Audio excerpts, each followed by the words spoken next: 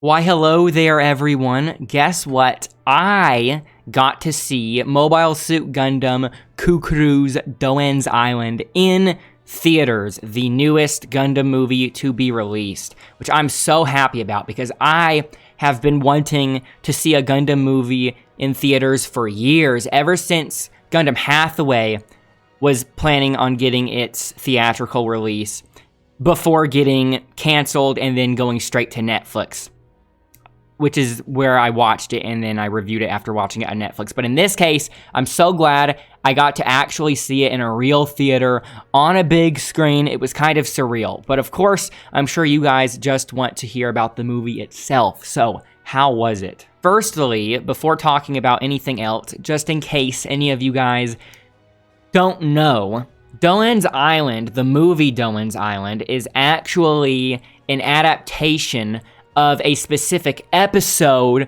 within the original Mobile Suit Gundam series, but not just any episode. Doan's Island is an adaptation of an episode of the same name called Doan's Island, which never actually saw the light of day in the Western release of the show because the director, Tomino, hated it so much. Apparently, they outsourced the animation, which is why it looks so not as good as the other episodes. Let's just put it at that. But for one reason or another, the director just did not like it, and he did not want it released. So in a way, it's non-canon, but in another way, it's also kind of the true episode 15. But of course, with that episode not being included in the Western release, episode 16 then became the episode 15, and then episode 17 became the episode 16, and so on. Obviously, with this being an actual movie as opposed to a single episode, it is much more developed. Not only is it an adaptation, but it is much more developed than the single episode, as you might expect. But then, not only is this a developed adaptation of the episode 15, they also have some retcons in here, which they immediately make apparent, and it definitely threw me off at first. So, for example, Slugger Law, and I can talk about this because Slugger Law was in the trailers. Slugger Law is on the white base in this movie, which does not line up with the original canon at all, because if you recall, Slugger Law actually appears in episode 30. Slugger Law is put onto the white base when they are at Jaburo before they launch into space. However, like I said, this is supposed to be an adaptation of the true episode 15. So it's supposed to take place in between episodes 14 and 15 or 16, whatever you fancy, right? When I say 15, I mean the 15 for the Western release. So it's actually episode 16 if you're thinking of the Japanese version, right? And that is much earlier before episode 30, right? So when I first saw that Slugger Law was in this, it was actually gaslighting me into thinking that they're not retconning when Slugger joins the white base. It was gaslighting me into thinking that Slugger Law actually joins white base before they leave to Jaburo, but after Operation Odessa. And that the retcon was they were changing when the whole Doan's Island thing took place. Because if they did that, it's not actually a retcon. Because if the Doan's Island episode is not canon, if it was never canon, they can use their creative license and make as many changes to the original episode as they want, because it's not a retcon when the original episode was never canon, right? So I thought that, like I said, just making myself clear, it gaslighted me into thinking that Slugger Law actually joins right after Operation Odessa, right before they head to Jaburo, and that they were changing when the whole Doan's Island thing took place, them changing it from before Operation Odessa to after it. Because, for example, one of the big differences between the original episode and this movie that you are immediately presented with is that in the original episode, they get a distress call from the island, and that is why they go to the island. But in this movie, it is an actual mission that they are sent to as ordered by the Earth Federation. And so I was thinking that, yeah, I guess it would make a lot more sense to have something like that happen after Operation Odessa, because they have a bit more of a breathing period right after Operation Odessa to go do some side quest, for lack of a better term, right? But no, this does still take place before Operation Odessa. So they just straight up retcon when Slugger Law joins the White Base, which isn't really that big of a deal, because if you think about it, Slugger Law doesn't really have any kind of significant influence on the story until after they get into space, right? So that makes it immediately apparent that this isn't necessarily a one-to-one adaptation, nor is it necessarily even one-to-one with the original show. I have some other questions about this, though. So I understand that they just straight up retconned Slugger Law, right? But I have some other questions, and the only reason I actually know Slugger Law shows up in exactly episode 30 is because I actually put in my Blu-ray discs of the original Mobile Suit Gundam when I got back home, because I had to check some things to see if I was just misremembering things, and I was also trying to see which things were retconned, if any, because I was thinking maybe my memory's just bad, right? So that's when I checked and saw that he does, in fact, show up at episode 30. But then I was also checking for a couple of other things, which I'm not too sure on. So if anybody saw the movie and they have an idea of what happened, please enlighten me in the comments. And don't worry, these are not spoilers about the movie, because these are just things relating to the original series in general. The original series not including the Doan's Island episode.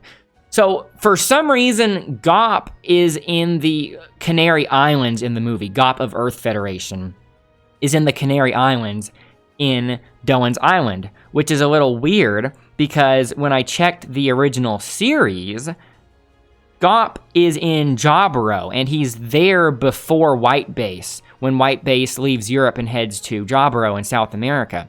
So I guess it's possible he left the Canary Islands and got there before them.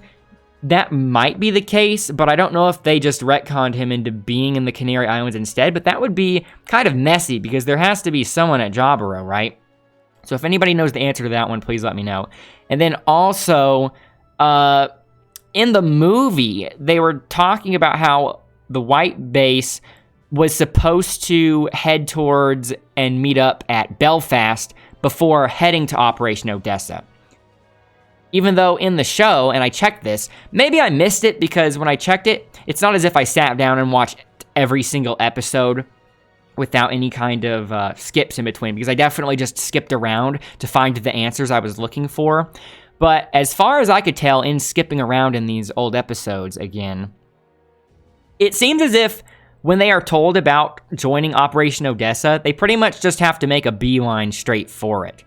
Whereas in the movie, like I said, they're saying that they have to go to Belfast first, which does strategically make more sense. I'm wondering if it's not necessarily a retcon, but maybe they're saying that off-screen from the original, when this Doan's Island movie happened, maybe they were told they had to go meet up at Belfast, but then off-screen from both the movie and the original series, maybe something happened in which they had to just skip that and go straight to Operation Odessa if they were like falling behind schedule or something like that. But anyways, please let me know, because that is probably, it's not really necessarily a critique of the movie if someone can find an answer for it, but I would definitely like to be able to find that information more easily. And until I do, that definitely makes it feel as if it's a critique of the movie, because that makes it a little confusing. Okay, I hope I didn't lose many viewers talking about all of that what's canon versus what is discussion, but I had to include it in this review, and I was originally planning on saving it for the end of the review, but then I thought, nah, I should talk about it when I'm mentioning the general format of the movie and its meta context anyway. But now I can actually review the movie like a normal review. So speaking of the format, even though I said this is a developed adaptation in making it a movie and turning it from an episode into a movie, I actually really enjoy the fact that when this movie first starts out, it honestly feels as if it is just another episode of the original series. I'm really glad that they don't waste a whole bunch of time trying to give each character a soft reintroduction. It literally just assumes that you already know all of these characters and that you've already seen the episodes leading up to this. In fact, they barely say any of the characters' names. Some of the characters, I don't think they ever say the name of, right? For Captain Bright, I don't think they ever say his name. I don't think they ever say Bright. I think they only refer to him as Captain, or Kanjo in this case, because of course I was watching it subtitled. And then some of the other characters, they just say their name once. I'm pretty sure they only say Kai's name once, they only say Hayato's name once, and even when they do say some of these characters' names, they say it really far into the movie. And they don't even say the full name. I'm pretty sure they don't say Kai Shiden. I'm pretty sure they don't say Frau Bo. They just say Frau, etc. So I really liked that they just assumed that the audience was already in the know, because it would have been really lame if they wasted time saying, "Hello, Sayla Mass of White Base and off and on pilot of the G Armor," and things like that. As for the visuals, this movie looks amazing. When it comes to the characters, they are pretty much the same exact art style as Gundam The Origin, which is perfect. It's a perfect direction for this, because it's nice that The Origin has the same art style as the 70s, right? Because it takes place immediately before the original series, including a lot of the same characters. But it's even more important for this movie to have the same art style, because it literally is taking place inside of the original series. It's literally an adaptation of one of the episodes, right? So it should look and feel the same, and it does. As for the mobile suit, it does look pretty similar to the CG they used in The Origin, which already looked pretty good itself. The suits in The Origin look great. That's a great use of CG. But in this case, it is a bit different because the mobile suits have lines, they have panel lines, and black lines on the edges of things. So it looks as if they have traditional line work, as if they were drawn, even though they're obviously not drawn because they're CG. And I think that makes it look even better. And like I said, I already thought the Origin CG looked great, so the fact that it looks even better is pretty impressive. I will say this, though. At times, it did look as if there was some weird aliasing going on whenever they would do a shot that was far away from a mobile suit, because these mobile suits have a lot of lines and designs on them. Like I said, they have extra lines, and it's almost as if they have line work. So when the camera was pulled away from these mobile suits, it looked a little jagged, looked a little aliasy, but I'm thinking it might just be due to the screen at the theater at which I watched this, coupled with the fact that I was pretty close to the screen. I did not sit in the frontmost row, but I sat in the row immediately behind that, which is pretty close. But what's cool about sitting that close is that, and I was worried about this at first because I watched it subtitled, so I was a little concerned that I might miss some of what the characters were saying, because when you're sitting that close to a screen, you have to turn your head from left to right when you're reading the subtitles, right? Because you're that close and it's stretching so far to the left and right, your peripheral vision is not going to catch the whole thing without turning your head. But what's nice about sitting that close is that I was at an AMC theater, and at this AMC theater, at least, the seats were recliners. They were like chairs you would find in a living room. They were recliners that you could lean all the way back, and a part would come out in the front that you could stick your legs out on. And so it was, in a way, a poor man's IMAX, and so I got to look up at the screen, which made some of the shots look really impressive, and it really created a sense of scale for the mobile suits on screen. Especially this one part near the beginning when these kids are looking up at the gun cannon. It honestly felt like I was right there by its foot looking up at the gun cannon, because there's literally the whole perspective of the screen getting smaller as it goes up because I was so close to it. So that was cool, and I'm actually glad I got to sit that close to the screen, because like I said, I've been wanting to watch this in a theater for so long, so I would rather err on the side of sitting too close to the screen than too far away. But anyways, my point is, The show looks great, the characters look great, they're animated well, and the mobile suits look great, and it is a great use of CG. Also, I love that Doan's Zaku has the weirdly off-model face that was seen in the original episode. It's really funny, but also endearing in its own way, and they're actually making a model kit for this. I remember when the model kit was originally announced, I remember reading that their rhetoric, their in-universe rhetoric, the actual canonical reason for why it looks like that is because with Doan having to constantly repair damages to the Zaku when it was being kept on the island, that's why it started to look more and more derpy, for lack of a better term. But of course, in the movie, they never actually explain that. It's just a funny callback. So I don't know if that actually was a canonical reason. I don't know how official the source was that said that, because I don't remember where I read that. I just remember reading that somewhere when the model kit got announced. But regardless, whether there is a canonical reason for that or not, I'm glad they kept with the legacy of the super weird-looking Zaku face. Speaking of the mobile suits, this isn't a comment on the art style or the fidelity of the visuals per se, but just talking about an actual scene. And I'm not deeming this a spoiler because it was in the trailers and it's literally the very beginning. It's literally the opening scene of the movie. And like I said, it was in the trailers. So at the very beginning, it shows Doan's Zaku fighting off some gyms, and when he is finishing off the last gym, it's running from him, and the movie has a shot that is incredibly similar to, if not one-to-one, with the shot from the origin when those Zaku ones were fighting the gun cannons on the moon. That very first mobile suit versus mobile suit encounter on the moon in the origin, when they're trying to pick up Dr. Minovsky. Because in that scene, it was either a GM or a gun cannon that was running, and there's a Zaku chasing it with its heat hawk. And that's when the GM or gun cannon, I think they were gun cannons, but I'm going to say GM or gun cannon just to cover my bases. That's when the thing falls, and it falls on Dr. Minovsky in the origin.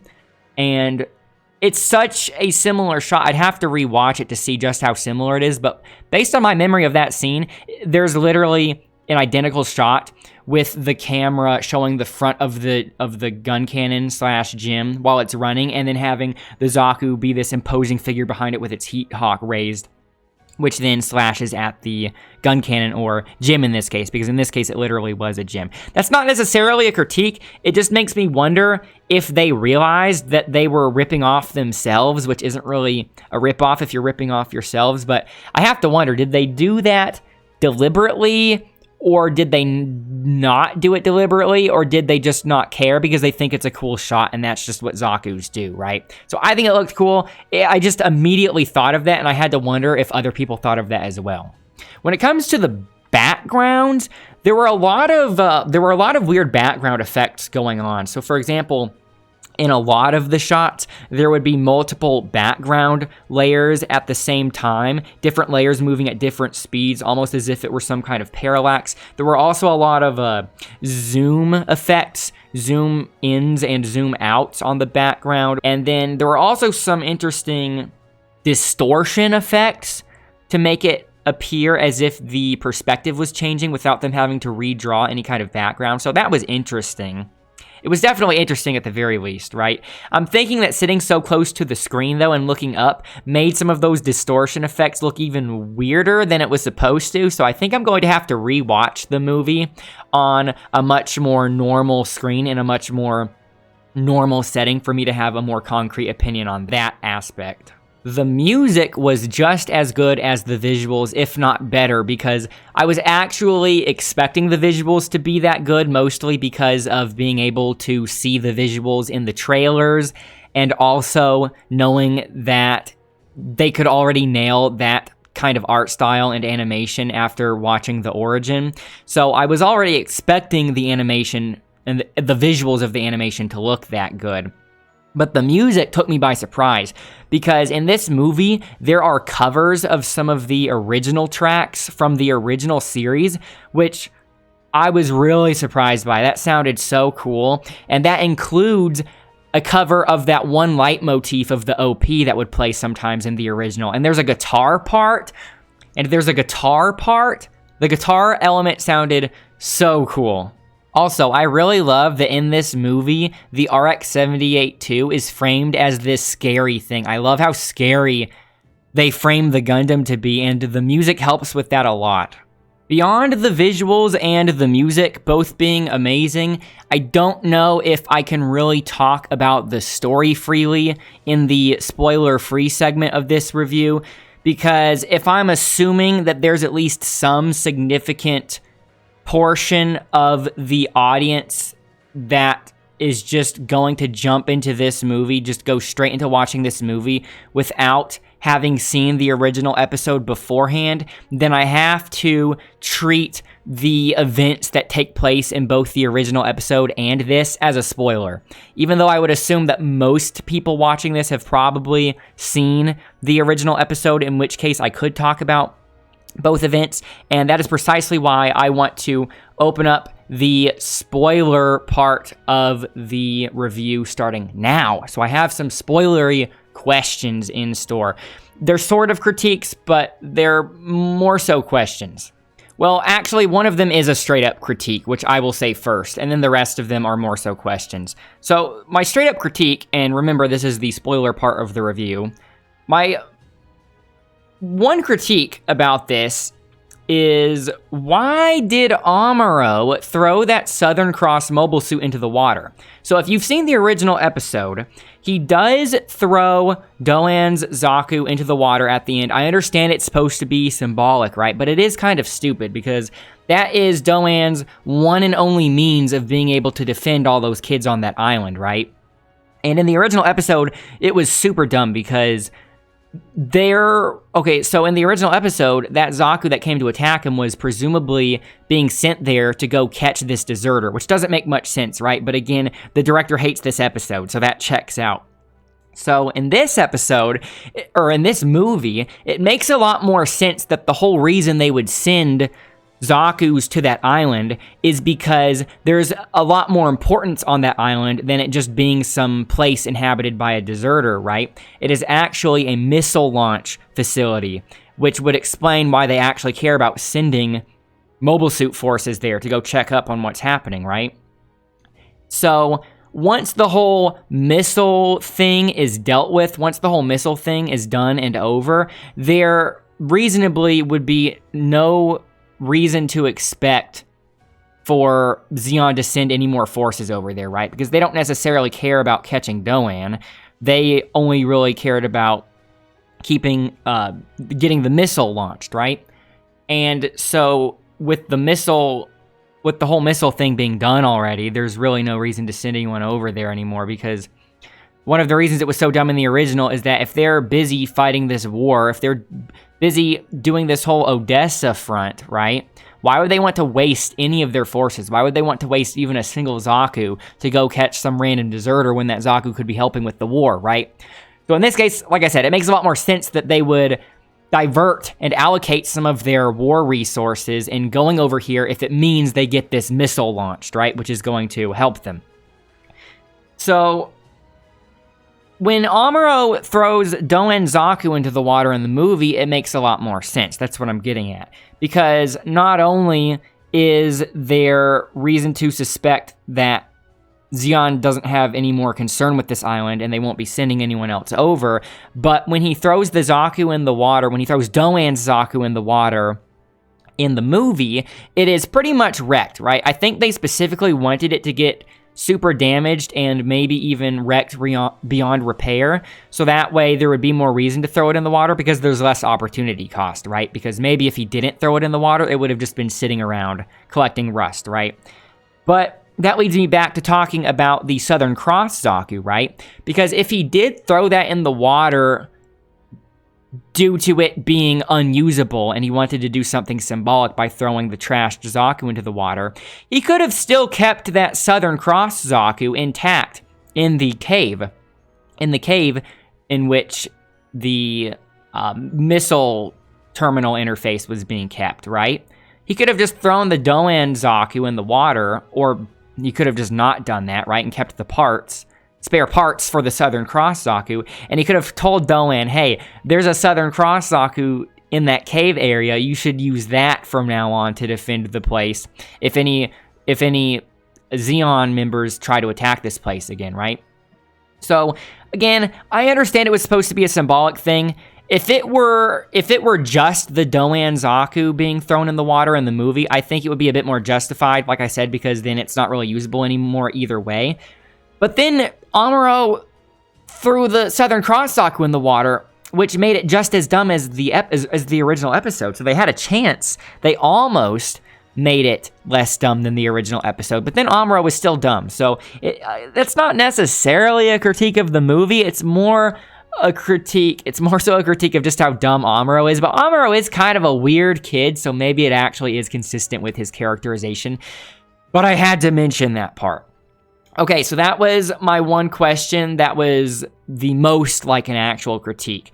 The rest of these are actual questions. So, for one, this is mostly me asking you guys if you caught something I wasn't able to catch, but if this really were the case, then it is a potential continuity error. So, at a certain point in the movie, Doan gives Amuro his hat, his Zeon hat, because he doesn't want him walking around looking for his Gundam with the sun hitting him directly on the head. He doesn't want him getting overheated, right? So he gives him his hat, and Amuro wears Doan's hat for the remainder of the movie up until he climbs back up that cliff. He climbs up a cliff. I'm kind of saying these things and asking these things, assuming you guys have seen the movie already. But even if you haven't, if you're just watching the spoiler part for the heck of it, then you can still imagine what I'm saying, right? So when he climbs up this cliff with a rope, okay? He rappelled down before, but then he has to get back up.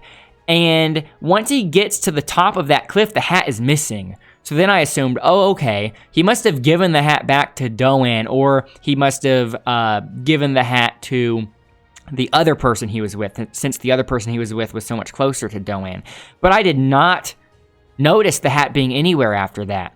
So at least immediately after noticing that Amuro was not wearing the hat anymore, I was trying to stay conscientious and aware and lucid, looking for the hat to see where it went. But then maybe several minutes after that, I started to not pay as much attention to it. So if you guys know what happened to the hat, let me know. Because if it really did go missing, then I think that's a continuity error. But I guess it is possible that the hat fell off when he was climbing up the rope. But I think that would be kind of dumb too, because why would Amuro be so careless with the hat, right?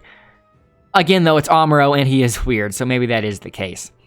Second question, I thought that Amuro turning the lighthouse back on was a bad thing because I was suspecting it was going to turn out to be some kind of signal. Maybe Zeon, when they put Doan on that island, I thought that maybe they told him to turn on that lighthouse as a signal of some kind to tell them something. Like maybe it was a signal to send reinforcements, right? Because he was obviously not very happy that the lighthouse was turned back on, and he literally told Amuro, you shouldn't have done that. So I thought that was directly going to lead into some kind of conflict, right? But it didn't matter because the Southern Cross was already on their way there to see what was happening.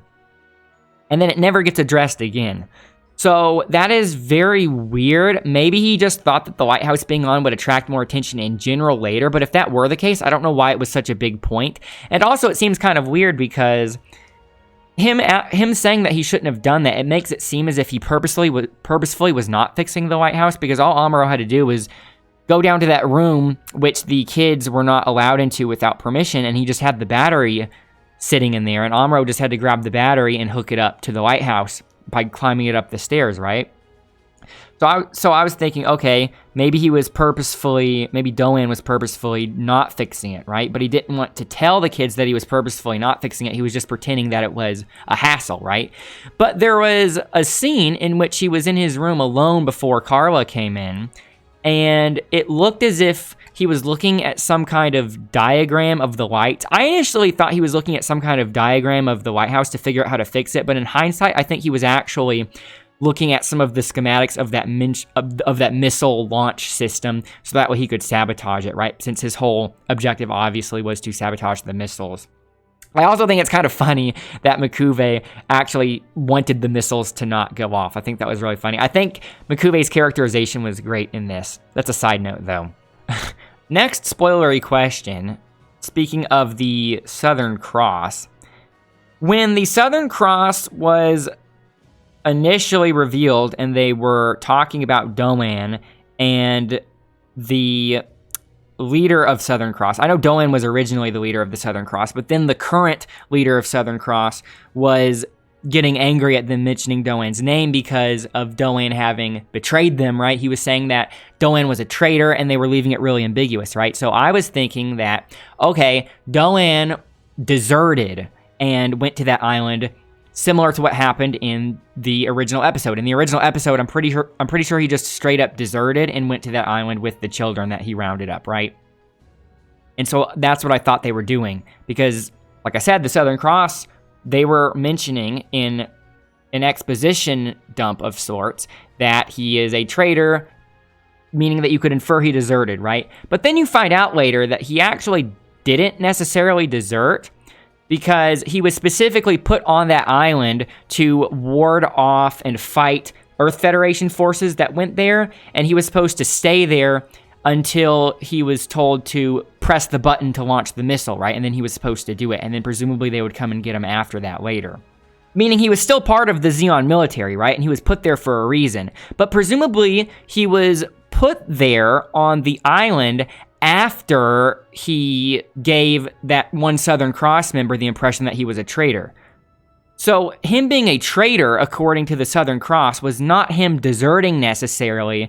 It must have been something unrelated. Maybe he disobeyed orders at one time or something, which was never elaborated on, which maybe got him removed from the Southern Cross and maybe put into more of a penal position.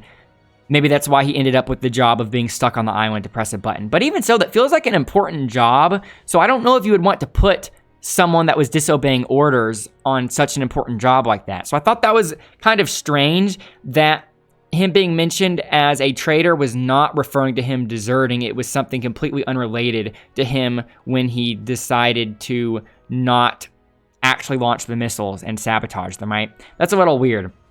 And then my last spoilery question, probably the least significance, because this one is probably the most easily answered. Where did that extra gun cannon come from at the very end when they came back to get Amuro? They had a gun cannon that was fitted with missiles. Instead of the two cannons on its shoulders, it had missile launchers on each side, which looked really cool. I thought that was a cool kit. But I don't recall that in the original, and I'm pretty sure that thing did come from the white base. So if anyone could let me know, please do. But with all that said, I think that's my entirety of my review for the Doan's Island movie. Like I said, I'm so glad I got to go watch it. If you guys saw it yourself, let me know what you thought about the movie. If you have not seen it yourself, let me know if you have any questions about it. And of course, when Hathaway Part 2 and Hathaway Part 3 release, I definitely want to go catch those movies in a theater as well. So thanks for watching, everyone, and I will see you all later, and bye for now.